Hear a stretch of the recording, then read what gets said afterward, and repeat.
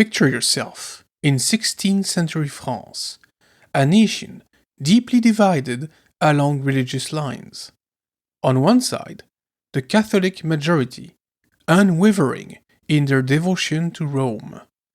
On the other, the Huguenots, French Protestants inspired by the teachings of Jean Calvin. The seeds of discord were sown amidst the fervor of the Protestant Reformation, as the ideas of Martin Luther and Calvin took root in France, stirring discontent with the Catholic Church.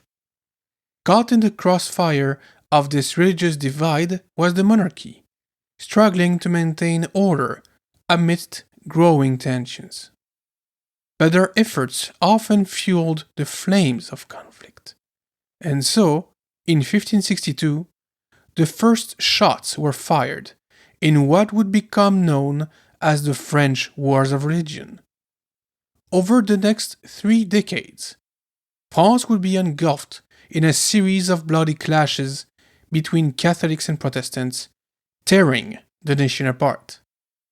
From the infamous Saint-Barthélemy Massacre to the signing of the Edict of Nantes, the fate of France hung in a balance as rival factions vied for control.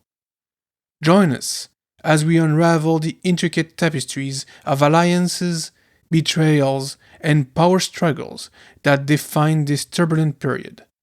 From the grand halls of royal palaces to the blood-soaked fields of battle, we'll bring to life the key events and personalities that shaped the destiny of France.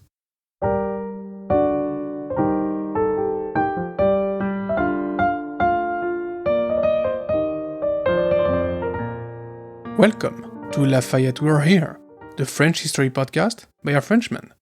I am your host, Emmanuel Dubois, and today we're talking about the French Wars of Religion, which ravaged France from 1562 to 1598.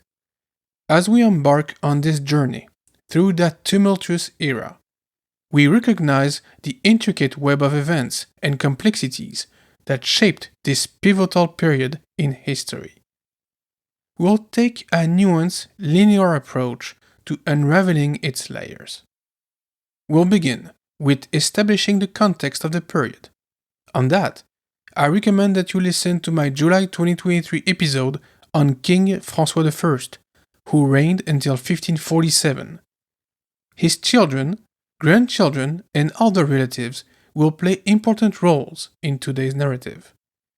We will explore the religious and political landscape, the tensions simmering beneath the surface, and the spark that ignited a series of devastating wars.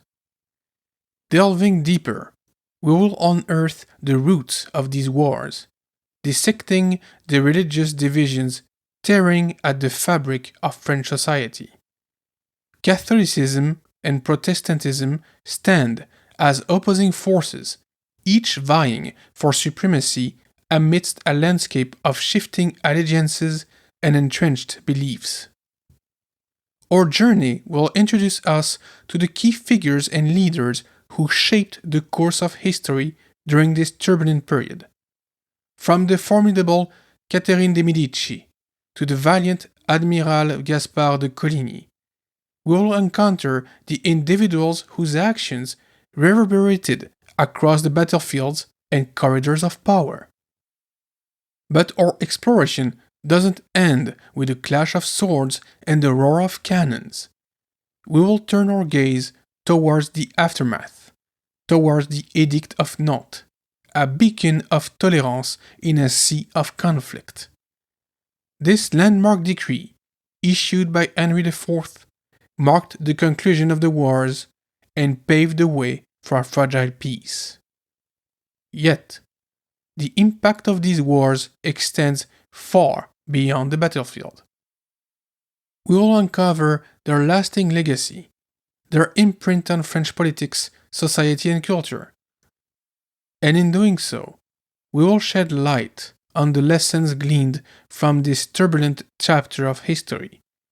Lessons that resonate with relevance in our modern world. So join us as we embark on a journey marked by intrigue, upheaval, and the enduring quest for peace amidst the chaos of conflict. To even begin to understand the Reformation, the wars of religion, or any other religious conflict or transformation of the 16th or 17th century, one has to acknowledge one simple fact. During this time period, religion is totally inseparable from politics and daily life. It's just the way it was. Religion was a key element of culture, power, and society. It was not reserved to private life. It was very public and very important. Not being religious was not an option. Following the Lutheran thesis of 1517, Europe began its much overdue religious self-examination. Although the intent was initially to reform the Church, to improve it, and make it closer to the Holy Scriptures, what actually happened was a major crisis that will engulf Europe for over a century and a half. The Holy Roman Empire will first experience it, but it will propagate to the other countries, such as France and England.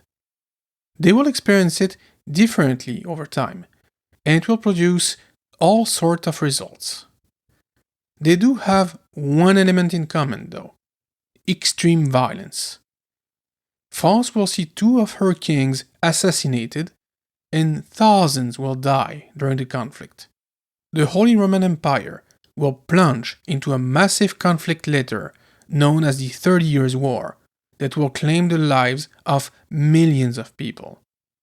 England will suffer terribly too, with the English Civil War of the mid-17th century being a continuation of the religious strife, claiming more lives on British soil than any other conflict, including that of the King, Charles I, beheaded in 1649. The British will even try their hand at a republic for a few years, under the leadership of Oliver Cromwell. I guess the French played copycats a century and a half down the line, albeit with deeper and longer-lasting effects. As for France, it first seemed to resist a bit better to the wave of Protestantism, as far as political power was concerned anyway. But in the 1540s, the theologian Jean Calvin will help propagate the reform in France, following the publication of his book L'Institution de la Religion Chrétienne, or Institute of the Christian Religion. Keep in mind that in France, the king is appointed by God. His power derives from the Almighty. Hence, toying with the meaning of the scriptures and the application of religion can and will have tremendous consequences. Until 1547, France is governed by François I, a strong king. His successor, Henri II, his son, will also have a strong authority and will fight Protestantism with more energy than his late father. Although, he will never work to establish a dialogue with the Protestant French, the Huguenots. Quick note: the word Huguenot is first used to mock the Protestants, just like they are calling the Catholics Papists, for example. The expression comes from German Swiss, the word Eidgenossen, which basically means comrades held by an oath. It also means to show them as Swiss and not French, as agents of foreign interest and not of French interest. But it stuck and came to define the French Protestants in France, and especially those abroad in the later centuries. Now, back to King Henri II. Before becoming king, he'd been a captive in Spain as a teenager, following his father's capture at the hands of Charles V, the Holy Roman Emperor. He remained marked by this experience, being severe his whole life and also privileging a strong governance and a show of personal physical aptitude. This, in the end, will be his downfall, as we shall see. During those years, he is introduced to Diane de Poitiers. She is 20 years his senior and is charged with his instruction. In due time, she will become his mistress with considerable influence on his policies and his religious views. Henri being a prince, he is to be married off to a foreign, high-ranking lady. She is the daughter of Madeleine de la Tour d'Auvergne, a French noblewoman, and of Lorenzo di Piero de' Medici, Duke of Urbino. Through her mother, she is related with part of the highest French families. Through her father, she is a key member of one of the most powerful European families of the 16th century, the Medici. She will play a key role as a queen, mother, and regent in France over the next several decades. Her name is Caterina Maria Romola di Lorenzo de' Medici, or Catherine de Médicis, as the French call her. She is one of the most fascinating figures of French royal history, and also the subject of much hatred in French traditional historiography, seen as a dark and Machiavellian character. But more recent studies give us a more nuanced portrait of Catherine, a woman of great intelligence, always trying to walk the fine line between power and safety. Thrown at the wolves in 1533, when she marries Henri at the tender age of 14, she will prove resourceful, immensely patient, and clever.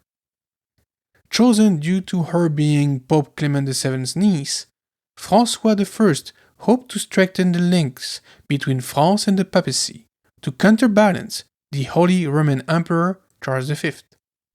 When Clement dies a year later, this plan is thrown to the garbage bin, and Catherine is not well accepted at the French court, seen as a foreigner beneath the standing of the French royal family. The fact that the royal couple will remain childless for a decade will also be an hindrance, but they will later have 10 children together. Henri II did not help that situation. Following his father's death, he becomes king in 1547. He clearly favored Diane de Poitiers' views on how to manage the kingdom and in his treatment of the Reformation. Henri favors a hard line, pushed in this by the Duc de Guise, an ultra-Catholic and an extremely powerful French family. His political maneuvering will first be aimed at foreign nations supporting the Reformation, in particular England. In 1548, a French military detachment brings to France Marie Stuart, Queen of Scots, with the goal of marrying her to his son, François, then 4 years old, and heir to the French throne. Henri wants to encircle England with Catholic powers, to thwart her ambitions and to prevent future spreading of the Reformation. I won't delve into the details of the following year, as this is not an episode on Henri II's reign, but suffice for now to say that he will prove quite efficient in battling England and the Holy Roman Empire. In 1558, France retakes Calais, the last remaining English possession on French soil since the end of the Hundred Years' War. Since the late 1540s, Henri worked on fighting the Reformation within France. He orders a censorship on foreign religious texts and aims to control the distribution of printed material in France. The printing press is certainly the tool that helped the Reformation the most, so it made perfect sense to try and control it, from the sovereign's point of view anyway. If it does slow down the spread of Protestantism in France, it does not stop it. But more important than how many Frenchmen and women become Protestants, what matters is which ones do. Huguenots will never represent more than 9 to 10% of the French population, and they will be heavily concentrated in some regional spots, mostly in southern France and in the Poitou region.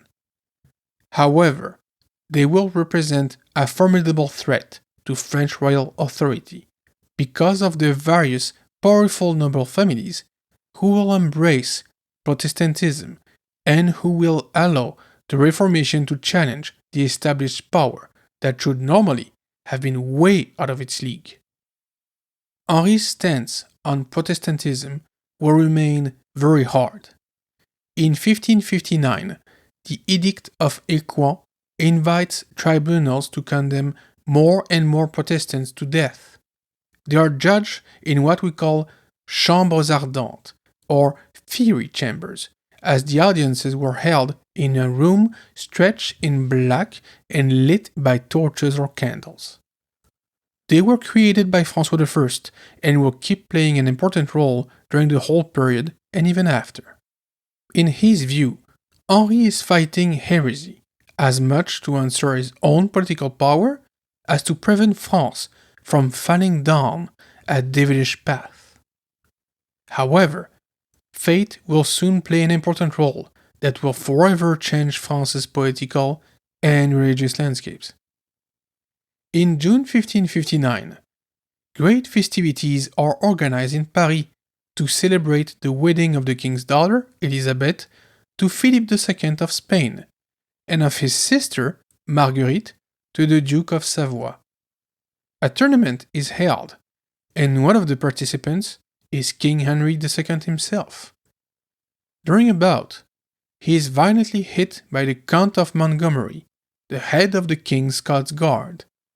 He falls from his horse, and a fragment of the splintered lance pierces his right eye. Despite the efforts of the king's surgeons, he dies in agony on July the 10th, after 10 days of horrible ordeal, foreseeing the horrors that France will endure over the following decades.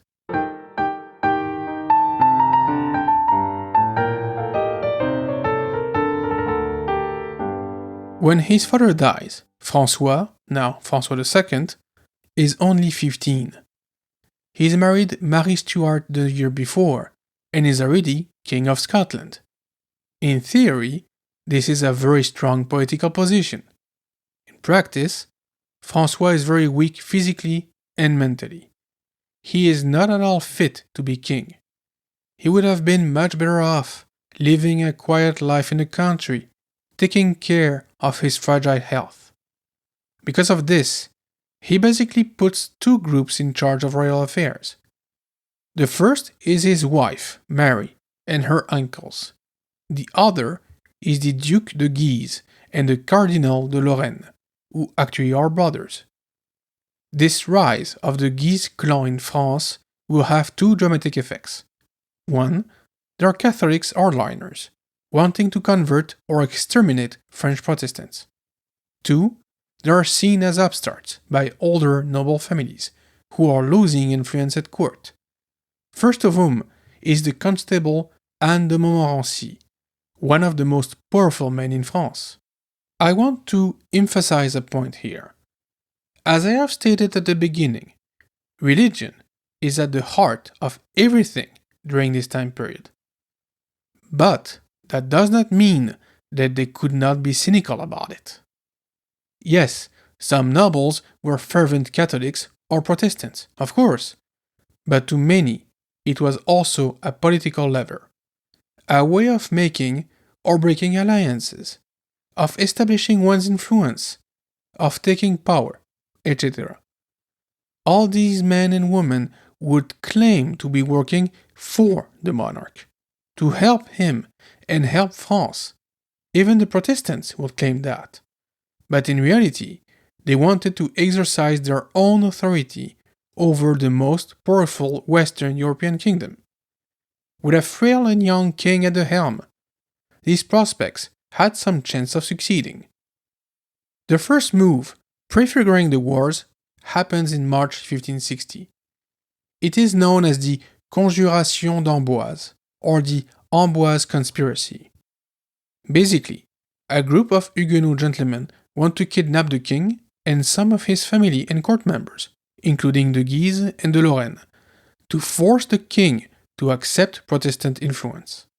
At this moment, the two most prominent Protestant political figures in France are Antoine de Bourbon and Louis de Condé, two very high nobles. Remember those names: Bourbon and Condé. They will come back. Anyhow, the conspirators plan their move, but are stopped before they could act. Many are killed, often horribly, and nothing really happens. Even Condé, who first managed to escape to the south, is later captured by the Guise. But on December 5th, 1560, the frail King François II dies, probably of meningitis. He was only 16 and had reigned for a little over a year. His brother Charles takes the crown as Charles IX. However, he is only 10 years old, so there is a regency under his mother, Catherine de Médicis. It is during this troublesome period that things will really go south for the French kingdom. Catherine is a shrewd operator. She understands politics very well and wants, in her own words, to, quote, save the crown from factions and to ensure her children a royal destiny, end quote. When she takes over, her first instinct is to seek conciliation, to find a diplomatic way to end the strife between the Catholics and the Protestants. Although a Catholic herself, and despite her prior efforts to get into Guise and Lorraine's good graces, she definitely is more moderate than the kingdom's leading nobles. She's also after a different goal. Instead of seeking power for herself, she wants to secure it for Charles. She is aided in her endeavor by the Chancellor, Michel de l'Hôpital, another moderate. In September 1561, there is a colloquy in Poissy, a sort of religious conference, to try and find ways to avoid further violences. In January 1562, she makes the young king sign a tolerance edict known as the Edict of Saint-Germain. It officially recognizes the right of Protestants to gather for the worship in the suburbs of cities and in the countryside. So far, so good. But things will very quickly get out of hand. On March 1st, 1562, Duke François de Guise is passing through Vassy in Champagne with his guards, when a quarrel breaks out between them and some Protestants gather for a sermon in a barn. Nearly 60 Protestants are killed, and 200 are injured. This massacre, though there is no evidence that it is premeditated, marks the beginning of the wars of religion. When news reaches Paris, Catherine is outraged, not because of the massacre, but because the Huguenots were allegedly worshipping within the city limits, not outside, as stipulated in the Edict of Tolerance. De Guise claims that his men were actually called to put an end to this unlawful worship. They were greeted by stones and insults, and a brawl and massacre ensued. Catherine decides to act and to recall de Guise to the government, along with the Constable Anne de Montmorency and the Marshal of France, Jacques d'Albon de Saint-André. They are to form a triumvirate to enforce the king's law in France. The Protestants do not stay quiet either. The Prince Louis de Condé, a Prince du Sang, or Prince of the Blood, meaning that he descends directly from French kings through males, leads the Protestant armament and military efforts. He also seeks help from foreign powers, including England, always happy to strike at the French crown, and some German Protestant princes. These two clans will clash in what will be known as the First War of Religion. By 1598, France will have experienced 8 of them, Never a dull moment in good old France. I will spare you the details of the military events for this war and for the next, but I will give you the broad strokes, and, more importantly, talk about the political machinations and exchanges surrounding the fightings. What is important to remember is that the Catholics vastly outnumber the Protestants in France, and therefore are subjected to many violent acts, even massacres, all over the kingdom. The Protestants, however, are very well organized and led, which allows them to perform some remarkable feats.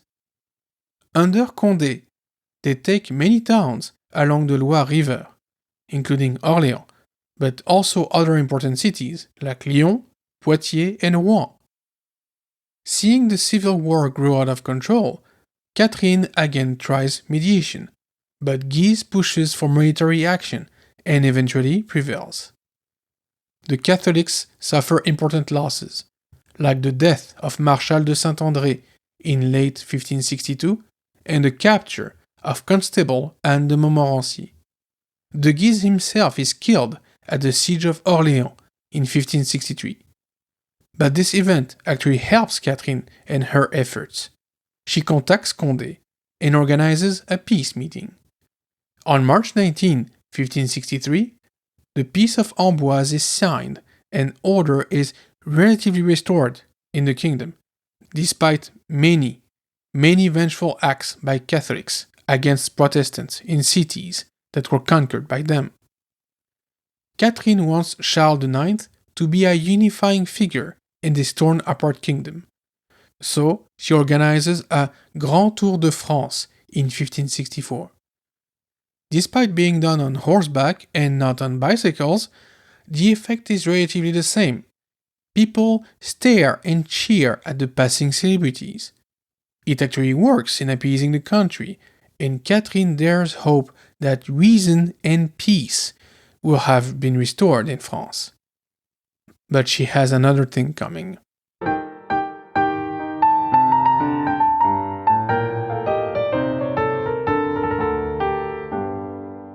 Following 4 years of relative peace, events start rolling again in 1567. The international situation is extremely complicated, with Spain sending armies in modern Belgium to eradicate Protestant revolts and various Protestant powers intervening everywhere around France, exacerbating the friction. Plus, the Peace of Amboise is not a very stable treaty. It only allows freedom of worship to nobles, and the other French Protestants feel like they should have obtained more, given their relative successes in 1562-63. That's also when the political and even the personal element starts to show its ugly head. The Prince de Condé is basically a pariah at court, even if he's free of his movements, and he is very jealous of the political influence of Henri, Duke of Anjou, the king's brother. Henri is only 16, and yet he exercises more power over the governance of the kingdom than he does. This infuriates him, and he wants to take action. On September 28, 1567, Condé acts. He decides to kidnap the king and his mother, allegedly to protect them from foreign agents. He tries his hand at Meaux in an event remembered as the Surprise of Meaux. Surprise indeed, as Charles and Catherine managed to flee and to gain Paris. It did not take more to ignite the religious powder keg again, and France begins its second war. However, it is much shorter and less destructive than the first one, with both sides already wary, and a peace is signed in Longjumeau in March 1568. The only real battle is the Battle of Saint-Denis in late 1567, where the constable Anne de Montmorency dies on the battlefield, but manages to push back the troops of Condé. It is a bad peace, not better than the one at Amboise in 1563, and everyone knows it. Condé and the Admiral Gaspard de Coligny are already preparing for a new campaign against the Catholics. Catherine and Charles do not trust Condé and Coligny to respect the terms of the peace, so they also prepare for war. The Pope, Pius V, supports the French crown in its efforts to suppress Protestantism, and tensions keep rising. The Chancellor, Michel de l'Hôpital, now judged too moderate towards the Protestants, is sacked, something that the Huguenots feared.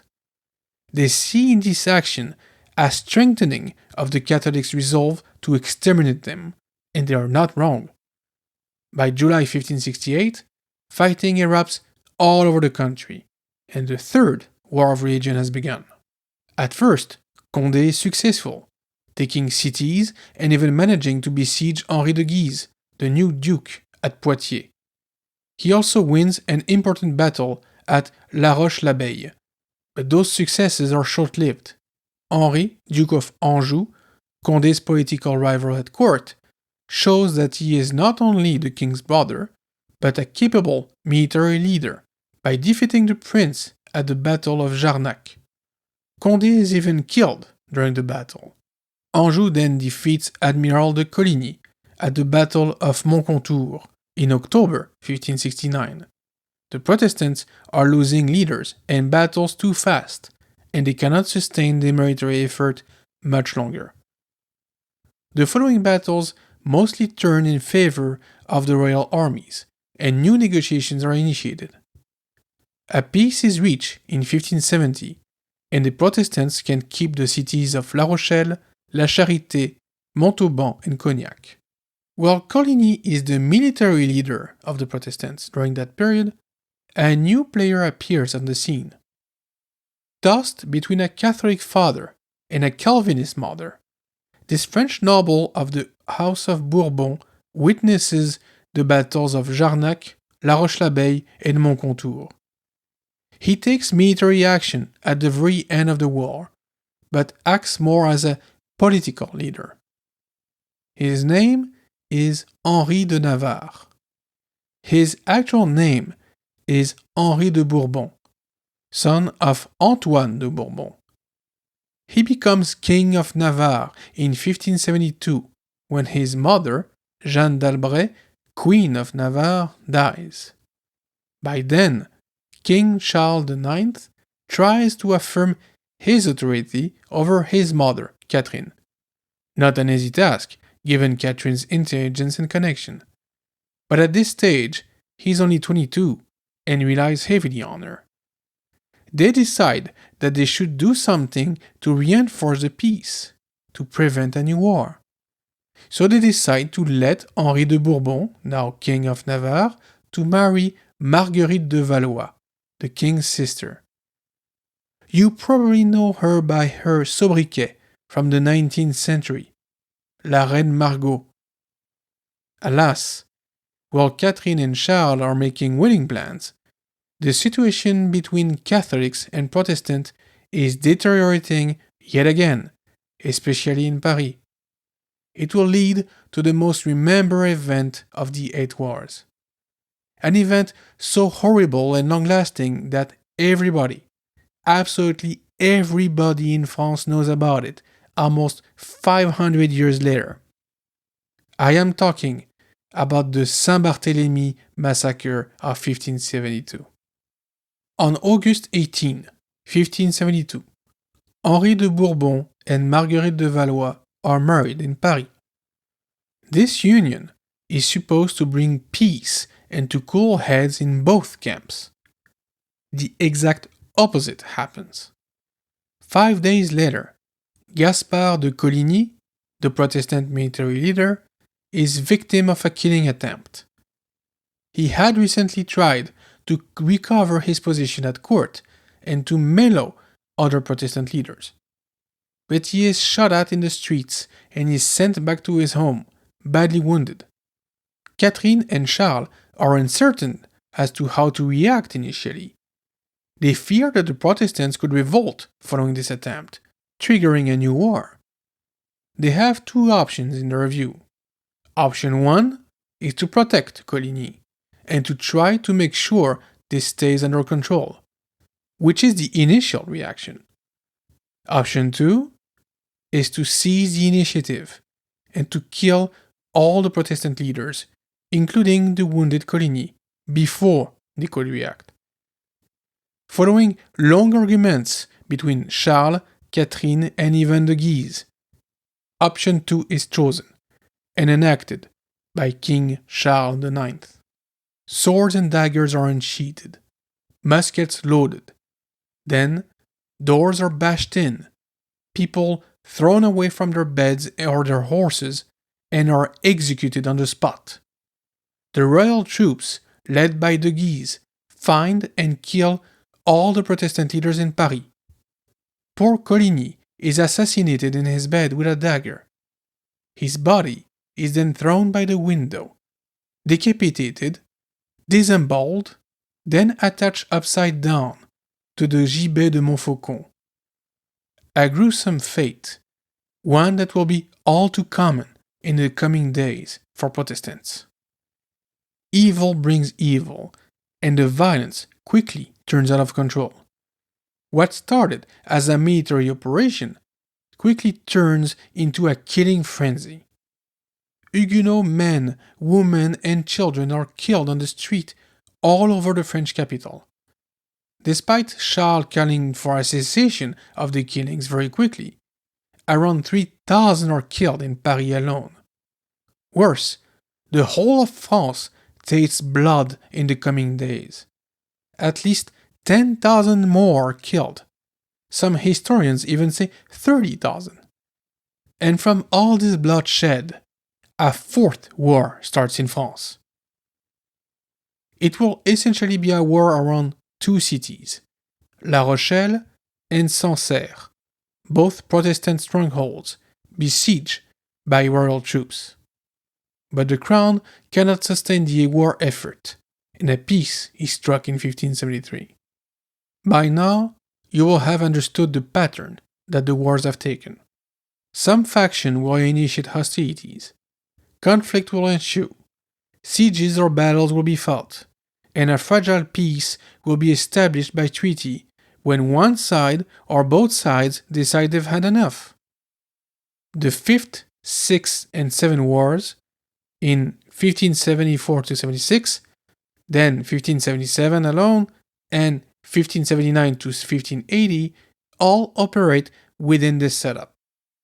So instead of talking about the starts and the end of those wars, let me focus on some major elements around them. King Charles IX is victim of 2 abduction tentatives and falls ill in 1574.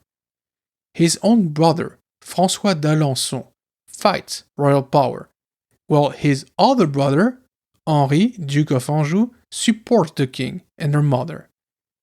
Even the Montmorency family is lukewarm or even hostile to Charles, and the young king seems to become more and more ill because of all of this. On May 30th, 1574, Charles IX dies of a series of fevers, probably linked to tuberculosis. Catherine de Médicis loses a second son and a third king in her lifetime. He won't be the last. Charles was 23 years old. Henri, Duke of Anjou, who in the meantime had been elected King of Poland, a subject on which I don't have time to delve right now, leaves Krakow and heads back to Paris to become King of France, Henri III. He's 22 years old. Henri is known for being energetic, courageous, and Catherine's favorite son. Catherine leaves the country, while Henri comes back from Poland, and then helps him settle in. But they are facing a losing war this time. The Duke of Guise does win a major victory in 1576 at the Battle of Dormans, but the Protestants have 2 very competent leaders. Henri de Navarre, who had recently married the French princess Marguerite, escapes the French court, where he was held captive. He also has the help of François d'Alençon, the youngest of Catherine de Médicis' boys. D'Alençon is not a Protestant, but he opposes the crown in its reactionary policies. As I have said, this whole conflict is more political than truly religious. In May 1576, a peace is struck and the Edict of Beaulieu is proclaimed by the king, acceding to many of the demands of the malcontents, the name of the nobles and gentlemen group that oppose the crown, without necessarily being Huguenots themselves. They basically took advantage of the civil war to pursue their own agenda. D'Alençon and the Montmorency family are examples of Catholics joining the cause for their own gain, along with Protestant leaders such as Henri de Condé and Henri de Navarre. Basically, they're all against the king, Charles IX, Catherine de Médicis, the Duke of Guise, and then the King Henri III, formerly Henri, Duke of Anjou. Still following? Not too many dukes, counts, and kings thrown around? Good, because we still have a couple more to go through.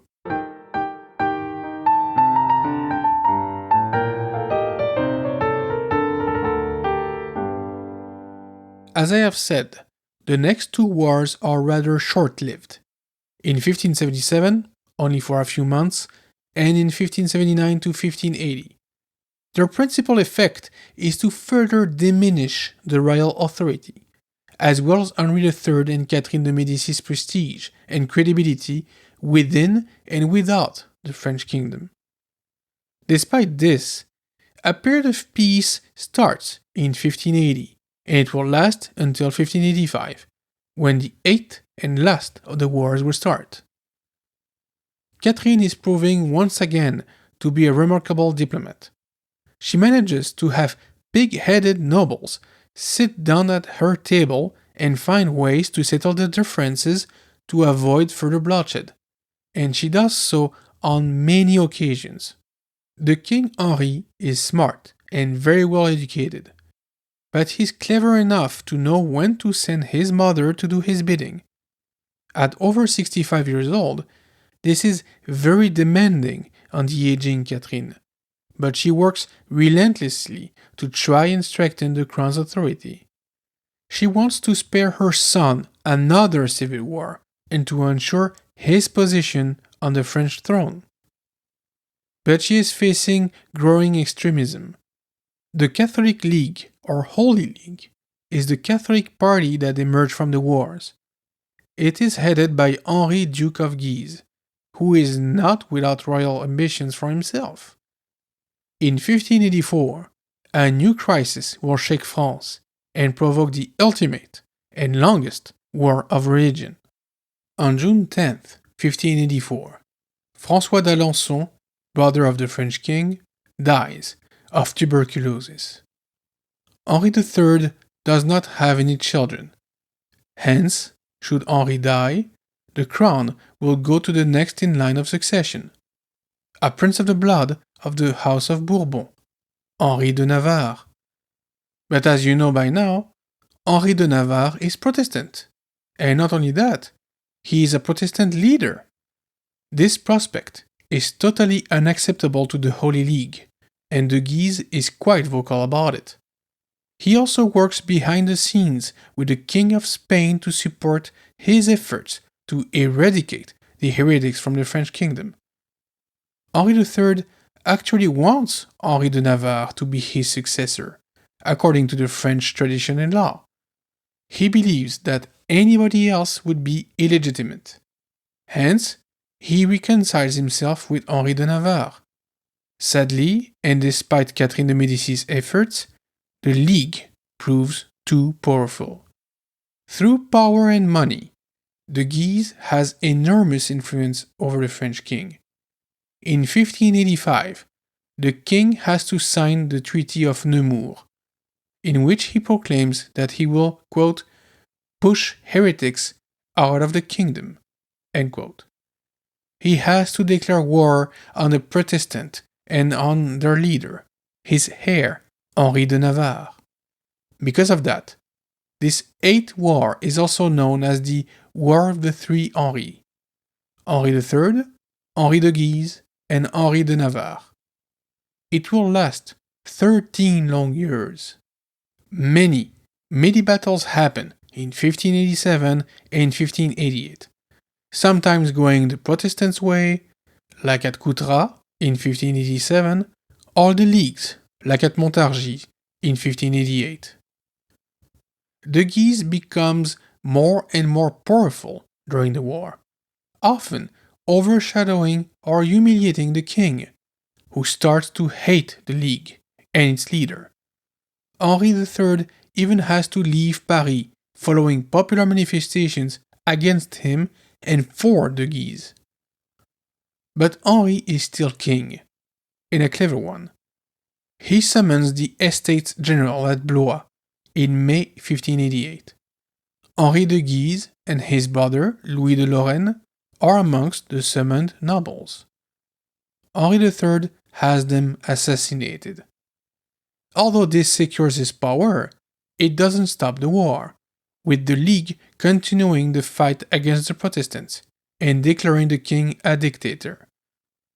Catherine de Médicis was also present at the Estates Generals and was troubled by her son's order to kill the Guise and de Lorraine.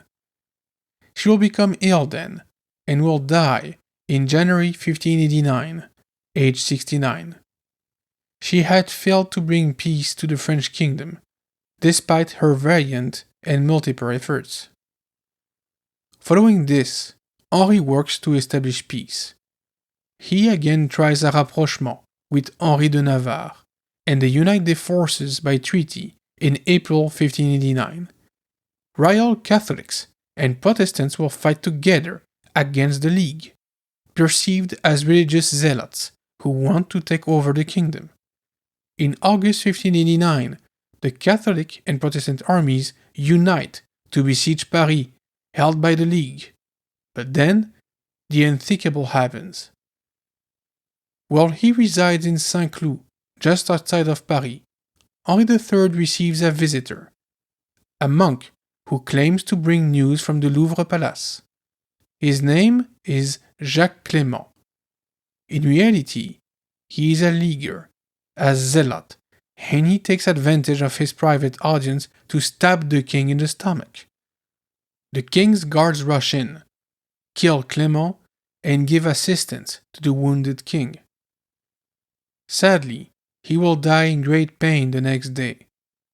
But before passing, Henri made very clear to everyone that his successor would indeed be Henri de Navarre. On August 2nd, 1589, Henri de Navarre, Protestant leader, becomes King Henri IV of France. The League leaders refuse to accept that. They proclaim another Bourbon, Charles, King Charles X of France, and keep on fighting the crown. Henri IV is King of France, but he cannot be sacred, as is the tradition, being a Protestant. Nevertheless, he wields the crown's power and keeps on fighting the League. But he understands that he is in an untenable position, and that he will have to make a decision soon. Henri's troops prove very successful in 1589 and 1590, gaining several victories and forcing the League to retreat on multiple fronts. He still can't enter Paris, though, the city being firmly held by the League and resisting his sieges. Despite his military successes, Henri knows that he cannot be held as the true king by many of his subjects if he stays Protestant and is not sacred king.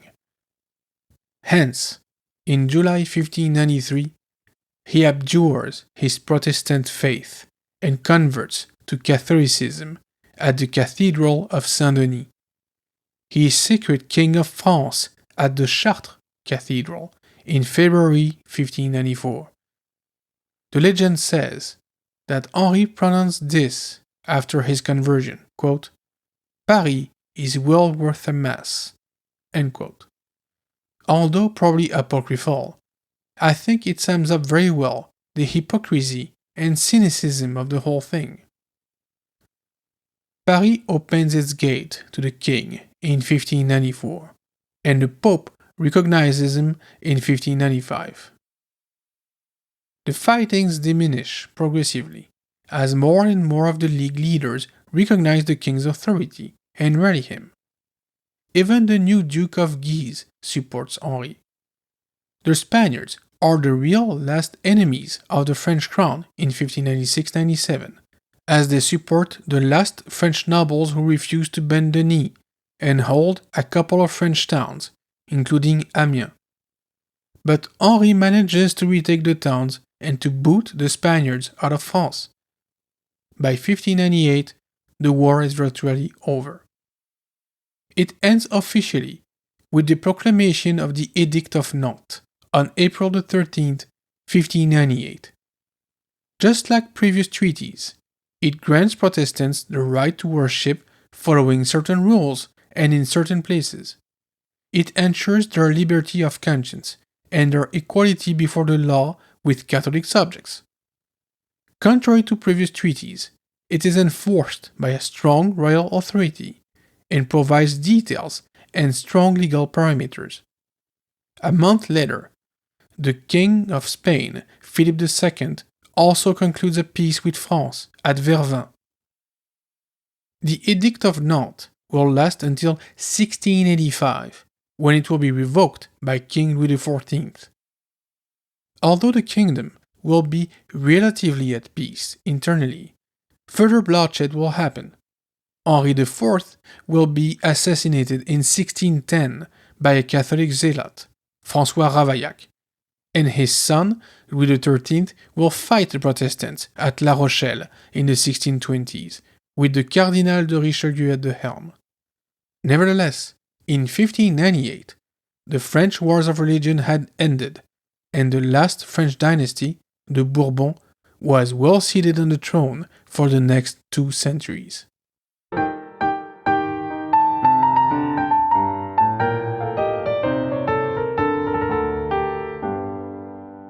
It is impossible to assess the human losses during these decades of war. The destruction is also off the scale. Entire cities burned, sometimes more than once. Villages were pillaged and destroyed, churches ransacked, and castles razed. The wars of religion were a very long civil war with political and religious motivations and biblical cruelty.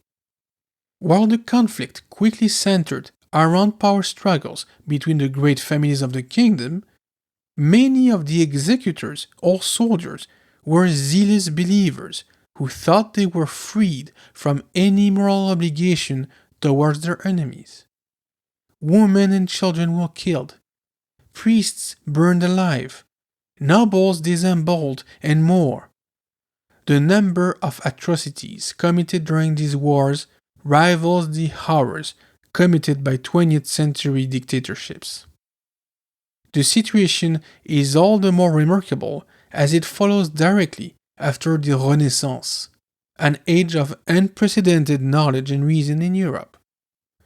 But this knowledge, and especially the advent of the printing press, triggered an intellectual shockwave to which no established power knew how to respond. The whole of Europe was plunged into religious conflicts to varying degrees. For France, these were the wars of religion in the latter half of the 16th century. For the Holy Roman Empire, it was the 30 Years' War. All this bloodshed, in the name of the same God and of the same Christ, could have been avoided if truly reasonable men had governed. Despite the titanic efforts of some, foremost among them Catherine de Médicis, to calm down the situation, man's ambition and hatred repeatedly triumphed over reason and morality. It is to be hoped, dear listeners, that nearly 5 centuries later, we have learned from these people's mistakes. Thank you for listening. Au revoir. You can find the Lafayette We Are Here podcast wherever you get your podcasts or on LafayettePodcast.com. If you enjoy the show, please consider becoming a patron at patreon.com/Lafayette Podcast. You can also reach me on social media or by email. All the links are on the website. The music for this podcast is the Marche pour la cérémonie des Turcs, composed by Jean-Baptiste Lully, arranged and performed by Jérôme Arfouche.